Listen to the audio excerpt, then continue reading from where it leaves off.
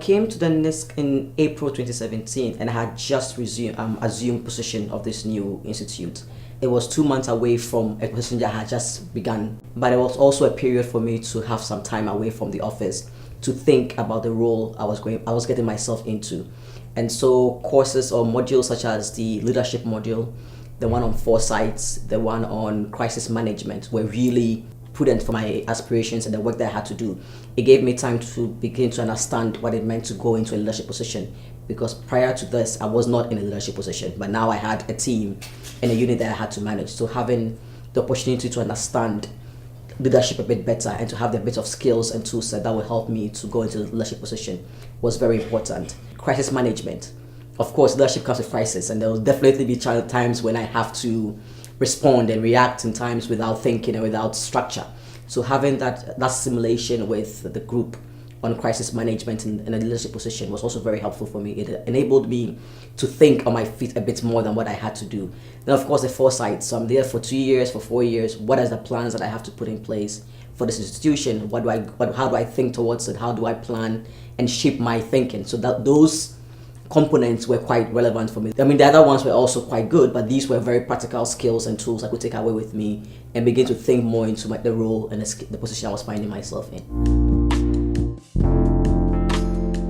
I mean, one of the things that we have to do in the office also, in my unit, is also to look at every scenario that comes up and see where it impacts women, especially. So whether it's in terrorism, whether it's in extremism, whether it's in flooding, whether it was in Ebola, whether it's in a mudslide, we still have to try and help countries and institutions that we work with to look at how it impacts women and how it impacts the security and the peace of women in the context within which that happens. I think currently what is happening now, when you listen to the media and the news, is one issue, for example, the returnees of women from people who had gone to Syria or to the northern part of Nigeria and Mali to go and help fight the cause, and were married off to these militants, and now they are coming back with their children, and countries are finding difficulties in accepting these young girls or these women back into communities for them.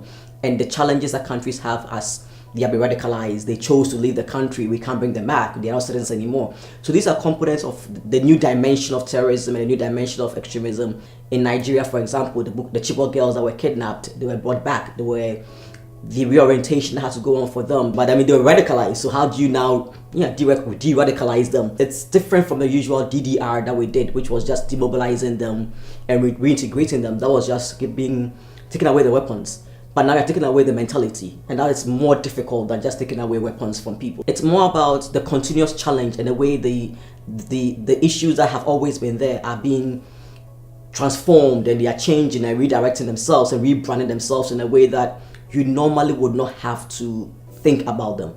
It was easier when it was just the guns and the bullets, but now it's more of the mind and the hearts, and those things are more difficult to change and to reorient. So those are some of the challenges that we have to look into. But of course, when it comes to security, people think of the bullets and the guns. But security these days are moving away from those things. It's looking at people's mentality, people's psychics, and those are components that we haven't really understood effectively. So that when we are dealing and trying to use the old approach to address these challenges, we are able to understand the dynamics and be able to give a more comprehensive and holistic intervention to the people that we are dealing with.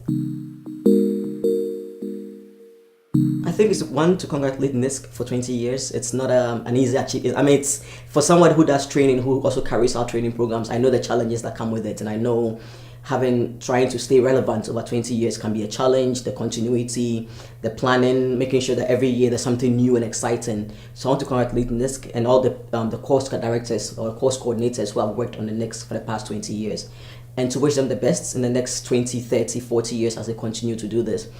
The challenge will always be there, how to keep it relevant, how to keep it as emerging and new. Security issues continue to present new dimensions for us to always understand and appreciate. So to the planners, the coordinators, the thinkers, the shapers of the next program, I congratulate them. I wish them all the best for the next 100 years that goes on with this program. And for we, the alumni, I hope that what we took away from here is impacting the work that we are doing in our various communities that we find ourselves.